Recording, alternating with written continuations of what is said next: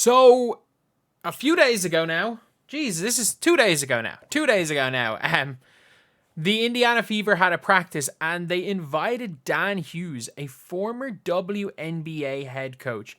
And not only a former WNBA head coach, a former WNBA champion head coach.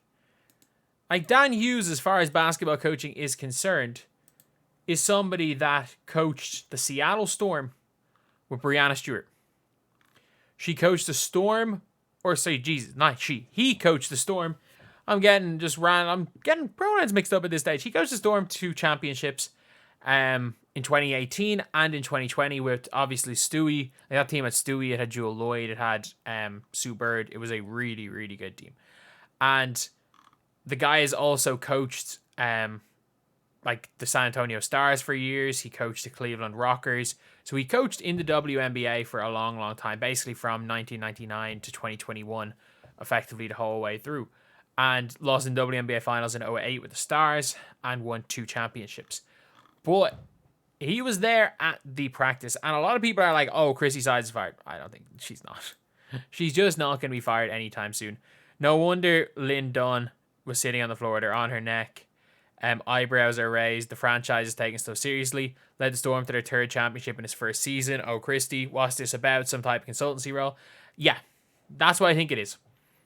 I think with everything Lynn Dunn has said, I think she has referred to Christy Sides as coachable. So basically, from everything I've heard from Lynn Dunn, it seems like she wants Christy Sides to be she thinks Chrissy Sides is going to be a good head coach. And from everything we've seen on the floor, she's not right now. But if you listen to, again, what Lynn Dunn has said about Christy Sides, Lynn Dunn has basically said that she wants to be coached, she wants to learn more, which, again, is an interesting one. It is a really interesting one. But I think Lynn Dunn's smart about it. Like, if you have a coach that you feel like Chrissy Sides probably has some aspects to coaching. It was the reason why she was an assistant coach for so long. I think she's had some aspects of coaching that she's really good at and other aspects she's really bad at. And maybe Lynn Dunn's seeing, like, okay, maybe jump the gun on her being a head coach, but if we get rid of her, I think she could be better than any of the other coaches we bring in. But I think you are going to see something like Dan Hughes being a consultant. I think Lynn Dunn, to an extent, is probably going to be a bit of a consultancy role to Christy Sides. She probably pulled her to the side and said, look, we want to stick with you long term. You are running through Caitlin Clark and Leah Boston. That is our team.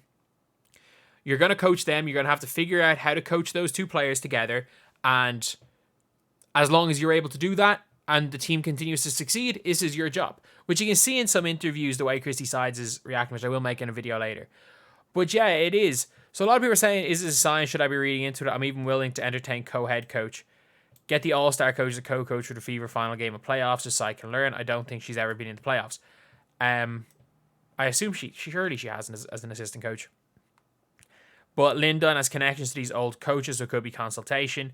This should be investigated since the W is so into investigating every organization with the Fever. What way would it be? Should it be investigated? I don't get that. But I think it could be a situation where, yeah, you've got, like, best case scenario, even having a coach as good as him, as good as Dan Hughes at practice is going to help the players. Even if it just is for one practice, coaches learn off other coaches. You don't have to take, again, what a coach says as gospel when it comes to if you're looking to bring in someone as a consultant. But maybe Dan Hughes says something that will resonate with the Christy Sides and it'll help her coach. Look, I'm willing to give. Christy Sides is going nowhere. I hate to say this. Christy Sides is going nowhere anytime soon. But I will say that hopefully she improves as a coach, because if she doesn't, this team's going nowhere. And look, this is a team that is trying to win right now. They're not tanking anymore. I think they realized early enough in the year they're not tanking. We saw with the Kelsey Mitchell situation is they're taking this seriously, and they're taking it seriously building around these 2 young superstars. Like Aaliyah Boston and Caitlin Clark, again, is the best. You can argue the 2 best players under 24 in the WNBA. are both of them. And again, I say you can argue because it's not like Ryan Howard isn't a player. But other than Ryan Howard, no. You know what? Yeah, you could argue Angel Reese in that.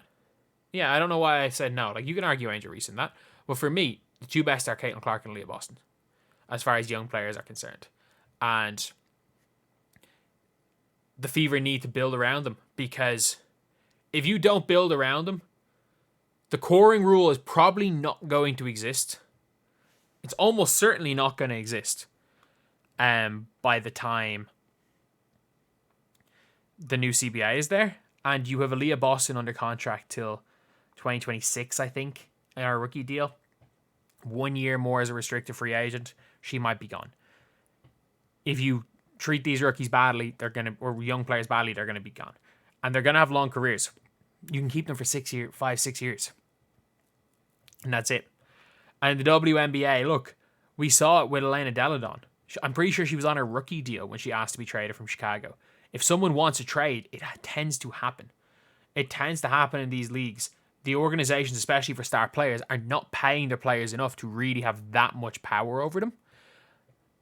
But yeah, I'd be shocked if this means anything. Like, if they're trying to replace Christy Sides, they're not going to literally bring in a coach to coach with her. They're not going to literally bring in the coach when they're trying to replace her. But bringing in other coaches, I think it does show maybe Lynn Dunn doesn't have full trust in what Christy Sides is as a coach at the minute. But if you've listened to any interview about Lynn Dunn, she talks about how Christy Sides is constantly improving as a coach, how she's learning as a coach. And I think what Lynn Dunn is almost trying to do is be the Pat Riley to Christy Sides' Eric Spoelstra. If you've heard about, like, Eric Spoelstra was not that guy and Pat Riley just trusted him, and eventually became that guy. Maybe Lynn Dunn thinks she's Pat Riley and Christy Sides is Eric Spoelstra. But yeah, that's pretty much it.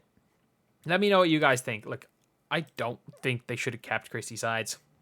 I would love to have seen Christy Sides fired, but it's not happening. I'm sorry to all Fever fans out there. Christy Sides being fired is not happening. There is no reason whatsoever for her to be still in this job, but Christy Sides, I'm telling you, there is a zilch% chance of her being fired, especially because they brought in another coach there. They're not going to do that publicly if they're considering firing her. Like, Lynn Dunn's not that ruthless. Like, this is... Yeah. She's not that ruthless. She's not like... I'm trying to think. She's not... No one would do that. Maybe Pat Riley. Ruthless, but that's about it. But anyway, that is the video. Thank you guys for watching. Again, this is going to be... This is going to be out before... Or on Thursday night. All my other stuff is going to be out while I'm in music festivals. So anyway, that's the video. Thank you guys for watching. Please like, comment, and subscribe.